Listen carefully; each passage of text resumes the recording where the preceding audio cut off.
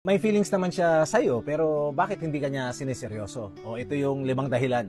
Yung pang-4, malamang nararanasan mo na. Alam mong ramdam mo naman na may gusto siya sa'yo. Merong sweet moments, may landi. Pero pag seryosohan na, parang walang label. Walang commitment, walang kasiguraduhan. Bakit ba ganon? Una, gusto ko lang niya pero hindi sapat. Pwede kasing attracted siya sa'yo pero hindi para ipaglaban ka. Trip niya yung presence mo, yung attention mo, pero hindi niya makita na magbuo ng future kasama ka. Pangalawa, gusto lang niya ng emotional support, hindi talaga ng relasyon. May mga tao kasi na gusto lang ng companion pag bored sila. Ikaw ang safe space niya. Pero pagdating sa commitment, hindi siya ready. Pangatlo, alam niya kasi na kahit hindi ka niya seryosohin, andyan ka pa din.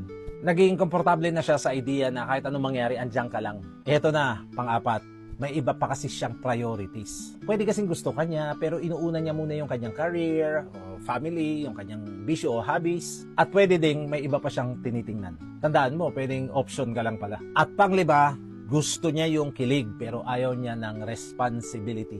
Masaya talaga yung mga sweet moments, late night talks, hanging out, dating. Pero pag may expectations na at kailangan ng panindigan ng feelings, umaatras na. Kasi makinig ka, ang gusto niya hindi relasyon, kundi yung feeling ng may karelasyon. Hindi pwedeng ikaw all in, tapos siya laro-laro lang, di ba?